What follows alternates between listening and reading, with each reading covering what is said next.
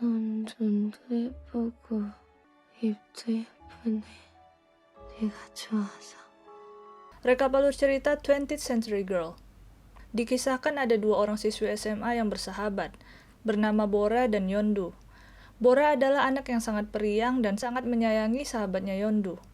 Kala itu, Yondu harus menjalani operasi jantung di Amerika, tapi ia enggan untuk pergi ke sana, karena ia baru saja jatuh cinta pada pandangan pertama dengan seorang anak laki-laki di sekolah mereka, bernama Baek Hyun-jin. Untuk menghibur temannya itu agar tetap semangat untuk pergi menjalankan operasi, akhirnya Bora berjanji akan mencari tahu segala hal tentang Hyunjin, dan akan selalu mengabari Yondu tentang update-annya. Akhirnya Yondu bisa berangkat dengan lega. Bora pun memulai misinya. Ia bahkan rela bangun pagi-pagi sekali agar bisa tahu yang mana Hyunjin yang Yondu maksud. Ia pun mulai mengikuti Hyunjin dan mengumpulkan informasi seperti tinggi badannya, apakah sudah punya pacar atau belum, musik kesukaannya, dengan siapa dia sering bersama, dan lain-lain. Sampai suatu hari ia mendengar kabar kalau Hyunjin dan sahabatnya yang bernama Pong Won-ho akan mengikuti klub penyiaran di sekolah. Untuk itu, Bora pun mengikuti audisi klub penyiaran dan syukurnya berhasil lolos. Tapi sayangnya ternyata Hyunjin tidak masuk, malah sahabatnya Won-ho yang mengikuti klub tersebut. Karena sudah terlanjur masuk klub itu, akhirnya Bora mencoba mendekati Won-ho untuk mencari informasi lebih lanjut tentang Hyunjin. Gerak-gerik Bora selama ini akhirnya disadari oleh Hyunjin. Ia pun mengira bahwa Bora menyukainya, dan karena Hyunjin juga tertarik, ia pun mengajak Bora berpacaran. Tapi tentu Bora menolaknya. 나 피자 2판 먹어. 감당 안 될걸? 나 방구랑 학교정이 땡땡땡 쫓아. Sambil memikirkan tentang cinta, Bora akhirnya menyadari kalau yang selama ini ia sukai adalah Won-ho. 눈도 예쁘고 코도 예쁘고 입도 예쁘네. 네가 좋아서. Dan begitu pula Won-ho yang diam-diam telah menyukai Bora yang periang. 진짜 맛있어. 너도 먹어봐. Namun di sini mereka belum mengutarakan perasaan masing-masing. Yondu akhirnya kembali ke Korea setelah operasi jantungnya yang syukurnya telah berhasil dilakukan. Dan di sini mereka membahas lagi tentang Hyunjin. Yondu mengatakan bahwa Hyunjin yang ia suka adalah Pong Won-ho. Pasalnya, waktu itu Won-ho sedang mengenakan jaket Hyunjin. Jadi selama ini Bora telah menyelidiki orang yang salah. Bora yang tadinya senang dan berbunga-bunga seketika berubah menjadi sedih, karena ternyata ia telah menyukai laki-laki yang disukai sahabatnya sendiri.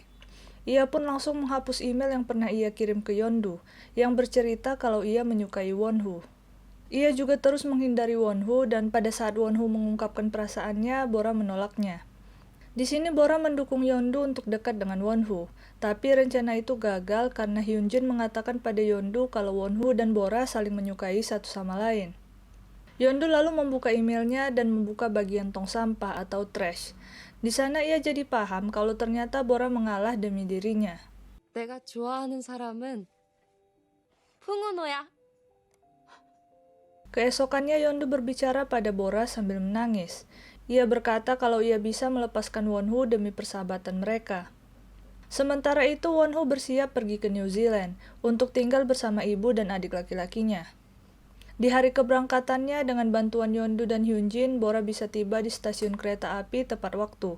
Dan syukurnya dalam waktu sempit itu, Bora dapat mengakui perasaannya dan mereka pun menjalin hubungan LDR. Selama LDR, mereka bertukar kabar, update tentang semua kehidupan mereka. Won-ho juga sempat berkata kalau ia berencana berkuliah di Seoul. Tapi sayangnya setelah itu, Bora tak pernah menerima kabar dari Won-ho lagi. Bora yang di-ghosting jadi bingung, marah, patah hati, dan sangat sedih. Sampai akhirnya ia memutuskan untuk melupakan Won-ho. Walaupun tidak pernah bisa. Waktu pun berlalu dengan Bora yang sibuk berkuliah, bekerja, dan menjalani kehidupannya sebagai orang dewasa. Lalu pada tahun 2019, berarti 18 tahun setelah kepergian Won-ho, Bora tiba-tiba menerima undangan ke sebuah pameran seni dari seseorang bernama Joseph, yang ternyata adalah adik laki-laki Won-ho. Dari Joseph ia tahu bahwa selama ini Won-ho telah meninggal. Di sini tidak dijelaskan akibatnya. Dan 15 tahun setelah kepergian kakaknya, Joseph baru menemukan sebuah video yang dibuat Won-ho. Video itu berisikan momen paling bahagia dalam hidup Won-ho. Dan Bora adalah bagian terbesar dari momen itu. 안녕, 따끔하게